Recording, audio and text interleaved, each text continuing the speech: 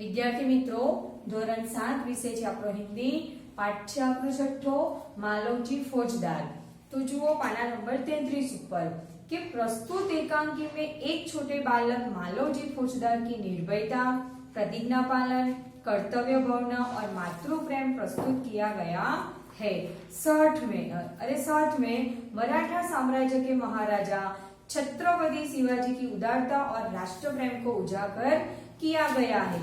शिवाजी महाराज के सेना नायक तानाजी की स्वामी भक्ति को भी प्रस्तुत किया गया है। એટલે કે આજે માલવજી ફોજદાર પાઠ છે એની અંદર માલવજી ફોજદાર એક નાનું બાળક હોય છે તો એની નિર્ભયતા, એની પ્રતિજ્ઞા પાલન, એની કર્તવ્ય ભાવના અને એનો માતૃપ્રેમ એ બધું આપણને આ પાઠમાં જોવા મળશે। બીજું શું જોવા મળશે કે મરાઠા સામ્રાજ્યના જે મહારાજા શિવાજી હતા એમની ઉદારતા અને એમની રાષ્ટ્રપ્રેમ પણ આપણને આ પાઠમાં જોવા મળશે। ત્રીજું શું છે કે આ જે શિવાજી મહારાજ છે એમનો એક સેનાનાયક છે તાનાજી, તો એ તાનાજીની સ્વામી ભક્તિ પણ આપણને આ પાઠમાં પ્રસ્તુત છે। તો આની અંદર બધા પાત્રો અનુસાર બધાના નામ આપ્યા છે કે આ પાઠ જે છે એ નાટકના સ્વરૂપમાં આપેલો છે। એટલે નાટકમાં બધા પાત્રો હોય તો પહેલું પાત્ર એક શિવાજી છે, માલવજી છે, તાનાજી છે અને દરવાન છે અને એનું દ્રશ્ય નાટક હોય એટલે નાટકનું દ્રશ્ય હોય અને એમાં કીધું છે કે શિવાજીનો શયન કક્ષ એટલે કે शिवाजी जी सूता होय छे ए रूम छे। तो जुओ अंदर कि एक सुसज्जित कमरे में शिवाजी एक पलंग पर सो रहे हैं। सामने भवानी का चित्र लटक रहा है। पास ही किशोर आयु का मालवजी हाथ में नंगी तलवार लिए हुए शिवाजी की हत्या करने के लिए तत्पर है। शिवाजी एक भयानक स्वप्न देखकर अचानक आंख मलते उठते बैठते हैं। मालवजी उन पर वार करता है। पीछे ही तानाजी आकर उसका हाथ पकड़ लेते हैं। शिवाजी प्रेम भरी दृष्टि से तानाजी की ओर देखते हैं।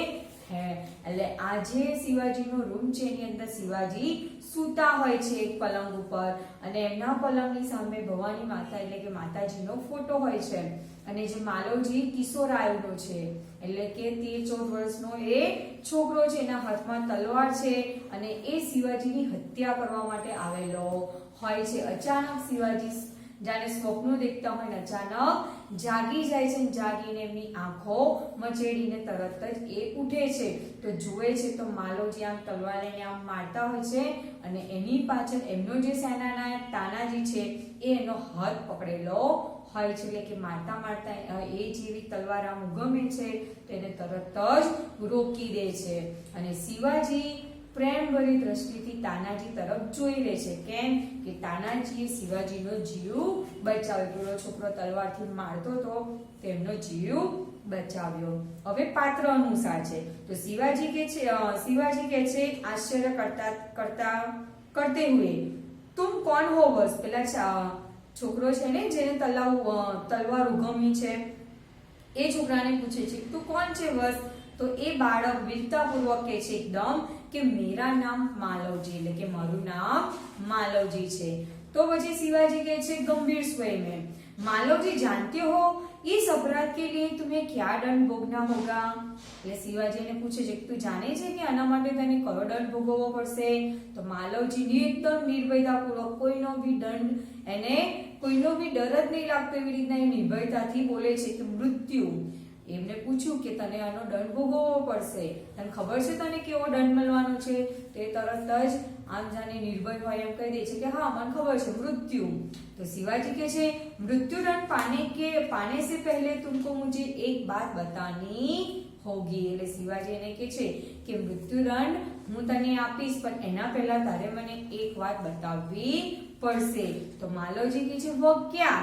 तो शिवाजी कहते हैं तुम्हारे बातों और चाल ढाल से जान पड़ता है कि तुम वीर पुत्र हो, सत्यवादी हो।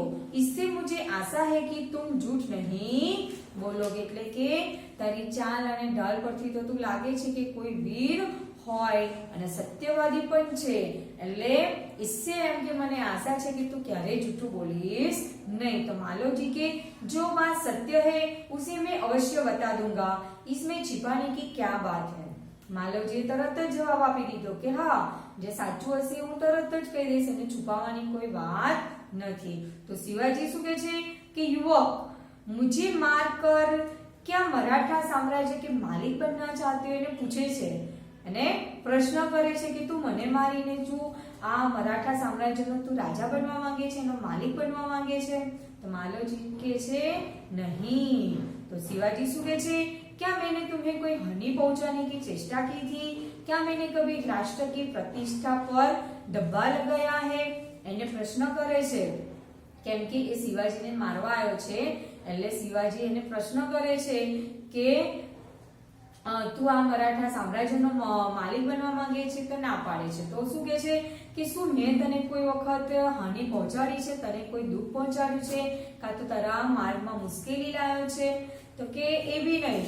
તો કે છે મેં આ આપણા જે મરાઠા સામ્રાજ્ય એક રાષ્ટ્ર છે તો એ રાષ્ટ્રની પ્રતિષ્ઠા પર મેં ધબ્બો લગાવ્યો છે। તો માલવજી શું કહે છે મહારાજ યહ સબ કુછ ભી નહીં, આ બધું તમે જે મને કહો છો, પ્રશ્ન પૂછો છો એમાંથી એકે તમે કર્યો નથી। તો શિવાજી શું કહે છે फिर तुम्हारे मन में क्या बात थी, તારા મનમાં શું વાત છે કે તું મને મારવા આવ્યો છે? તો માલવજી શું કહે છે કે यदि आप पूछते ही है तो सुनिए, मेरे पिता आपके सेना में सिपाही थे, उन्होंने देश की रक्षा के लिए अपने प्राण न्यौछावर कर दिए। आज उनको मरे हुए 2 वर्ष हो गए। इस समय घर में मैं और मेरी माता केवल 2 प्राणी है। आज 3 महीनों से हम दोनों को पेट भर अन्न मिलना दुर्भर हो गया है। इस संसार में मनुष्य सब कुछ सहन कर लेता है परंतु पेट की भूख सहन नहीं कर सकता। मैं इसी विचार में बैठा था कि एक सैनिक ने आकर मुझसे कहा कि यदि तुम शिवाजी का वध कर दो तो मैं तुम्हें धन दूंगा। महाराज इसी लालच में पड़कर मैं अपनी हत्या करने के लिए यहाँ आया था, किंतु अचानक उसी समय आपकी आंखें खुल गई। પછી એને કહી દીધું કે તમે મને પૂછો તો હું તમને બધું સાચું જ કહી દઉં છું। શું કહે છે કે મારા પિતાજી તમારી સેનાના એક સિપાહી હતા અને એ પોતાના દેશની રક્ષા કરવામાં એ મૃત્યુ પામ્યા છે, પણ એમને મર્યા અત્યાર સુધી મરે એમને 2 વર્ષ થઈ ગયા।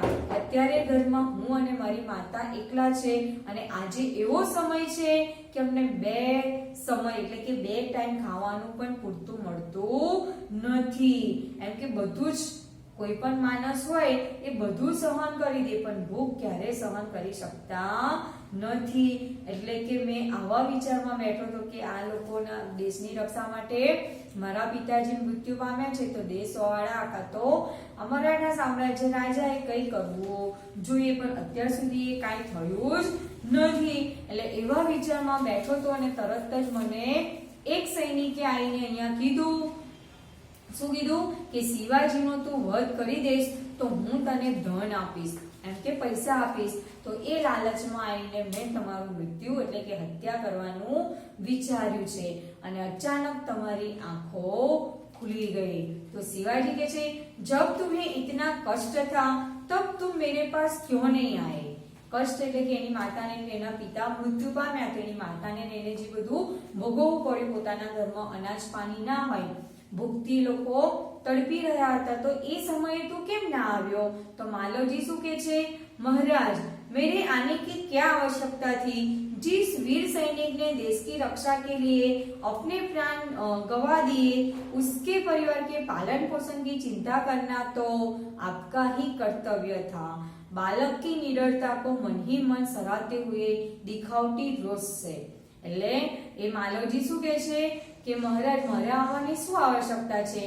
જે વ્યક્તિ એમ કે દેશની સેવા માટે, જે સૈનિકે દેશની સેવા માટે એમ કે આવા પ્રાણ ગુમાવ્યા હોય તો એના પરિવારની રક્ષા કરવી એ તો આ રાજાનું એમ કે કર્તવ્ય કહેવાય, તો બી તમે એ કર્તવ્ય સમજ્યા નહીં। પછી જે શિવાજી છે એ બાળકની આવી વીરતાપૂર્વક એમ કે રાજાની સામે પણ આવી રીતના નિડરતાથી વાત કરે છે, એટલે એના મનમાં તો એ જે શિવાજી છે ખુશ થાય છે અને પણ બહાર એવો દેખાવ કરે કે જાણે એ ગુસ્સામાં વાત કરે છે। તો શિવાજી બોલે છે ગુસ્સામાં, तानाजी इस बालक को ले जाकर जेल खाने में बंद कर दो, कल इसे मृत्यु दंड दिया जाएगा।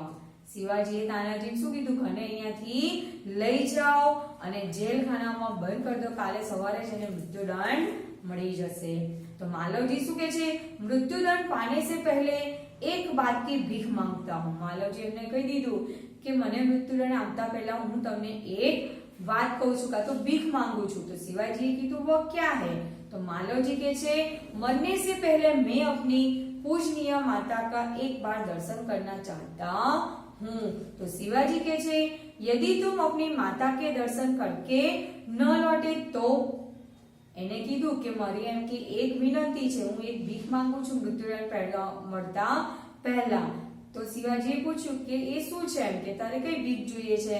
તો માલવજીએ તરત કહી દીધું કે છેલ્લા હું મારી માતાના દર્શન કરવા માંગુ છું। તો કે કઈ વાંધો નહીં, તું દર્શન કરવા ચાહે છે તો તું જઈ આય। પછી શિવાજી એવું પણ કહે છે કે તું તારી માતાના દર્શન કર્યા પછી પાછો ના આવે તો मालवजी કહે છે मैं वीर पुत्र हूँ, झूठ बोलकर मृत्यु से बचना नहीं चाहता, प्रतिज्ञा करता हूँ कि मैं माता के दर्शन करके अवश्य जल्द ही लौट आऊंगा। એટલે કે હું વીર પુત્ર છું, જુઠ્ઠું બોલીને હું મારા મૃત્યુથી બચવા માંગતો નથી અને હું પ્રતિજ્ઞા કરું છું તમારી સામે હું મારી માતાના દર્શન કરીને તરત જ પાછો આવી જઈશ। હવે પછીનું જે છે એ આપણે આવતા ભાગમાં જોઈશું।